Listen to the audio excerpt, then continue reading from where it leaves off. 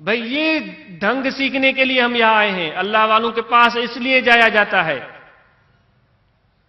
باقی بیٹے بیٹیاں وہ اللہ اپنی مرضی سے دیتا ہے۔ میرے حضرت فرماتے تھے کہ بھائی تم کہتے ہو کہ فلاں پیر نے مجھے بیٹا تھا اور فلاں پیر کی دعا سے مجھے بیٹی ہوئی۔ آپ فرماتے تھے کہ کتی کس پیر کے پاس جاتی ہے کہ وہ ایک ہی دفعے میں ساتھ ساتھ وہ چھوٹے چھوٹے وہ بچے دے دیتی ہے؟ وہ کس پیر کے پاس گئے؟ کس پیر کی مجال نہیں ہے، یہ مالک کی مرضی ہے، اس کی اپنی مرضی ہے، اس کی اپنی مشیت ہے۔ بے شک یہ تسلیم کرتے ہیں کہ دعا قضا کو رد کرتی ہے، کیونکہ میرے آقا نے فرمایا ہم مانتے ہیں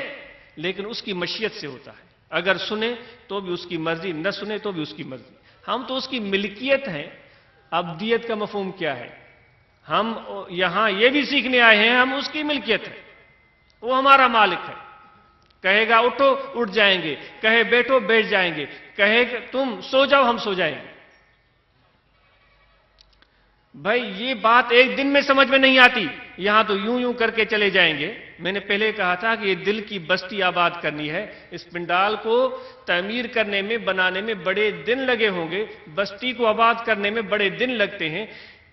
کسی کراچی جیسے شہر کو آباد کرنے میں کتنا عرصہ، کتنے سال بلکہ کہا جائے صدی درکار ہے، تو اس دل کی بستی آباد کرنا اس سے بھی مشکل ہے۔ یہ تب آباد ہوتی ہے کہ جب تم اس جدوجہد میں، اس فکر میں، اس کوشش میں لگے رہو، تمہیں فکر ہو اس بستی کو آباد کرنے کا، اس کو سجانے کا۔ کیوں میں زور دے رہا ہوں؟ کیوں میں زور دے رہا ہوں؟ کیونکہ میرے رب نے فرمایا یوم لا ینفع مال ولا بنون الا من اتى اللہ بقلب سلیم۔ نفع نہیں دے گا مال، نفع نہیں دے گی اولاد، سجا ہوا دل، سلیم، سنورا ہوا دل، سنورا ہوا دل۔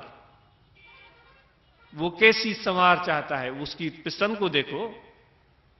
میں اپنی بیوی کی پسند کو دیکھوں گا، اپنے بیٹوں کی پسند کو دیکھوں گا، دوستوں کی پسند کو دیکھوں گا، اور اس طرح میں مالک کی سجاوٹ کا معیار کیا ہے وہ تو میں نہیں جان سکوں گا نا۔ اب جاننا ہے کہ اس کی سجاوٹ کا معیار کیا ہے، کس قسم کی سجاوٹ، وہی سجاوٹ مطلوب ہے جو اس کا معیار ہے۔ اللہ والوں کے پاس جاتے ہیں، میں گنہگار خاطی، میرا تو کوئی حال ہی نہیں،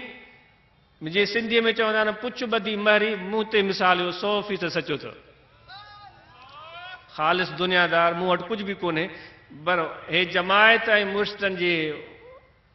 فرمان جی تعمیلہ اج بھی مجھے گزارش، آج میری گزارش ہے بھائی میں بہت ہی ناکارہ ہو چکا ہوں، پہلے سے اور بھی ناکارہ۔ الحمدللہ بہت صلحاء ہیں، بہت پیارے پیارے انسان ہیں،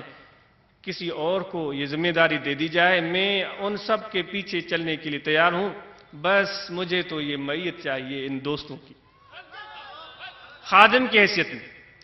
خادم کی حیثیت میں لوگ مجھ سے یہ شکوہ کرتے ہیں، کل ہی دوستوں سے بات ہو رہی تھی، ملتان کے دوستوں سے، میں ان سے معذرت خواہ ہوں، کل میں ان سے مذاق بھی کر رہا تھا، شکوہ کرتے ہیں آپ ملتے نہیں۔ بھائی کیسے ملے؟ کوئی ٹانگ کو کھینچتا ہے، کوئی بازو کو کھینچتا ہے، کوئی چادر کو کھینچتا ہے، کوئی پتہ نہیں کیا لفظ کہتا ہے، کوئی کچھ کہتا ہے، کس منہ سے ملے؟ کس منہ سے ملے؟ میں تو اپنی بے حیائیوں غلطیوں کی وجہ سے پہرے شرم سے مارا ہوا، اور کس منہ سے ملے؟ بھائی کچھ آپ بھی رحم کریں، میں گنہگار بندہ ہوں، کچھ سکون سے آرام سے ملے تو ملا بھی جا سکے۔ کس طرح کرنا چاہیے؟ یہ ساری مشکلاتیں بے شک میری طرف سے پیدا کرتا ہے، میں مانتا ہوں، لیکن اس میں کچھ آپ کا بھی دخل ہے۔ بھائی آج ہمارا وہ حال ہو چکا ہے، اگر کوئی پیر صحیح بھی چلنا چاہے صحیح راستے پر تو ہم جو مرید ہوتے ہیں اس کو زبردستی غلط راستے پر لے آتے، زبردستی پیسے دے کر اس کو بے شمار غلط روایات میں پھنسا کر اس کو راستے سے ہٹا دیتے۔ وہ جس طرح کہتے ہیں ڈبہ پیر، ہم جو معتقدین ہوتے ہیں وہ اچھے بلوں کا کھانا خراب کر دیتے ہیں۔ بھئی یہ اس پیر نے کر دیا، وہ اس پیر نے کر دیا، وہ اس پیر نے کر دیا۔ ایک مثل مشہور ہے کہ کوے کو ایک مائع کا چھوٹا سا ذرہ مل گیا تھا، وہ اپنے چونچ میں لے کر درخت پر بیٹھ گیا اور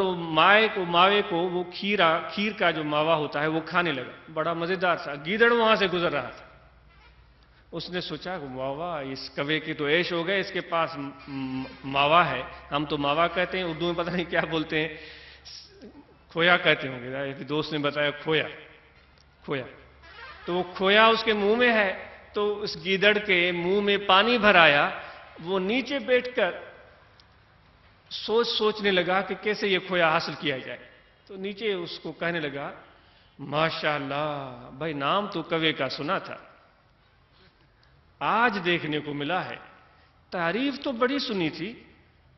لیکن جب آج نظارہ ہوا کوے صاحب کا تو تعریف کرنے والوں نے تو کچھ بھی نہیں کہا تھا، یہ تو کیا حسن ہے، کیا خوبصورتی ہے، رنگ تو دیکھو سیاہ، واہ واہ واہ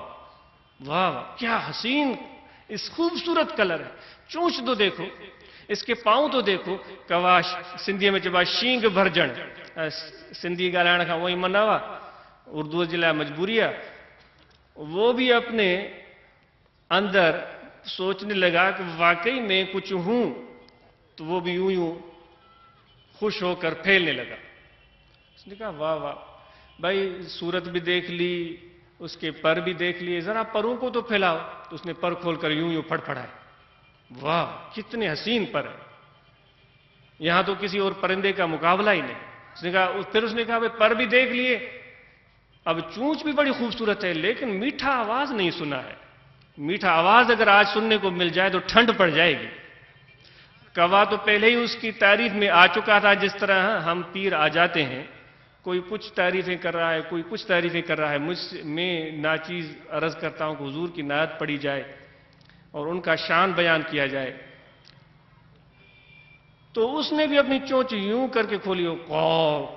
کیا اس کی آواز ہوتی ہے، وہ دماغ کو خراب کر دیتی ہے، اس میں کیا حسن ہوگا، جیسے ہی چونچ اس نے کھولی تو وہ کھویا نیچے گر پڑا، اور وہ خوش ہو کر اور زیادہ کا کرنے لگا، گیدڑ نے وہ کھویا لیا اور چلتا بنا، اس نے سوچا یہ گیدڑ کہاں جا رہا ہے، ابھی تو میں نے ایک قرات سنائی ہے، 5 قراتیں تو پیچھے ہیں، تو گیدڑ نے کہا کہ بھائی مجھے تمہاری آواز کا کے ساتھ کوئی کام نہیں تھا، مجھے کام کی چیز مل گئی، مہربانی، وہ چلتا بنا، تو بھئی ایسے ہی ہوتا ہے، جو تھوڑی بہت نیکی ہوتی ہے معمولی، وہ بھی اس طرح مریدین چھین لیتے ہیں،